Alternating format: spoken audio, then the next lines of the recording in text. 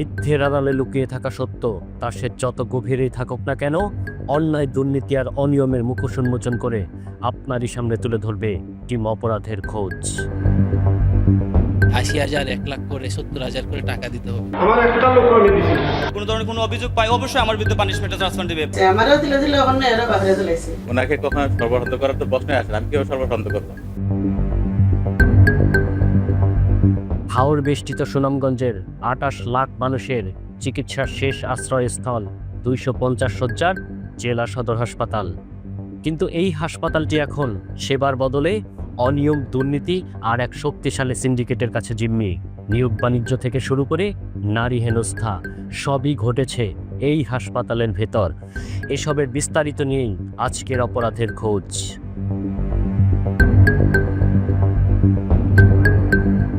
হাওর-বাওরের জেলা সুনামগঞ্জ।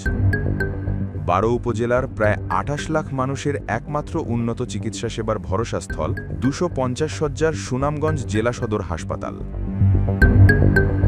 হাসপাতাল কর্তৃপক্ষের অনেকের বিরুদ্ধে সেবা নিতে আসা মানুষের সাথে প্রতারণার অভিযোগ উঠেছে। শুধু সেবা নয়, সেবার নামে প্রতারণার মাধ্যমে কোটি কোটি টাকা বাণিজ্যের অভিযোগ পাওয়া গেছে খোদ হাসপাতালের তত্ত্বাবধায়ক ডাক্তার মোহাম্মদ মাহবুবুর রহমানের বিরুদ্ধে। সুনামগঞ্জ জেলা সদর হাসপাতাল একসময় ১০০ শয্যা থাকলেও ২০১০ সালে একে ২৫০ শয্যায় উন্নীত করা হয়। হাওড়াঞ্চলের মানুষের আধুনিক চিকিৎসা সেবা নিশ্চিত করতে সরকার ২০১৮ সালে কয়েক কোটি টাকা ব্যয়ে নির্মাণ করে একটি দৃষ্টিনন্দন ৭ তলা ভবন। সর্বশেষ ২০২৩ সালে এখানে অত্যন্ত প্রয়োজনীয় আইসিইউ ইউনিট যুক্ত করা হয়। কিন্তু ভবনের জৌলুস বাড়লেও বাড়েনি সেবার মান, বরং দিন দিন এটি পরিণত হয়েছে ভোগান্তির এক নরকে। ওষুধপত্র যা লাগে আমরা কিনেই আনি বাড়ি। ওষুধ তো আমরা তারা টিকা লেখা দেয় এইখান থেকে দূরে জ্ঞান নাই, আর ওই সেলাইন যেমন হয় খালি তারা দেয়। হাসপাতালের ভেতরে প্রবেশ করলেই চোখে পড়ে অযত্ন আর অবহেলার ছাপ। প্রায় ৪ কোটি টাকা মূল্যের আইসিইউ এর যন্ত্রপাতিগুলো এখন ধুলোবালির স্তূপের নিচে ঢাকা পড়ে আছে। জরুরিভাবে চিকিৎসা দিতে পারছি না, তারা সিলেট নিতে নিতে রাস্তাতে দুজনই রাস্তাতে আমার কুলো মারা গেছে। অভিযোগ আছে স্থানীয় প্রাইভেট ক্লিনিক ও ডায়াগনস্টিক সেন্টারগুলোর সাথে হাসপাতাল কর্তৃপক্ষের একটি অলিখিত চুক্তি রয়েছে। যদি সরকারি আইসিইউ চালু হয় তবে বেসরকারি ব্যবসা লাটে উঠবে, এই ভয়েই রহস্যজনক কারণে দক্ষ জনবল নিয়োগ বা আইসিইউ সচল করার কোনো উদ্যোগ নেওয়া হচ্ছে না। আইসিইউটা চালু হয়েছে ২ বছর আগে, এখন পর্যন্ত এটার কার্যক্রম আমরা দেখতে পাইনি। আমরা সরকারের কাছে আকুল আবেদন জানাচ্ছি এই অবহেলিত অঞ্চলের সুচিকিৎসার জন্য এই আইসিইউটি তাড়াতাড়ি চালু করার জন্য। সাধারণ ওয়ার্ডের চিত্র আরও ভয়াবহ। শয্যা সংকটের অজুহাতে অনেক রোগীকে বারান্দার মেঝেতে থাকতে হয়, অথচ হাসপাতালের স্টোর রুমে পড়ে থাকে দামি সব জীবন রক্ষাকারী ওষুধ।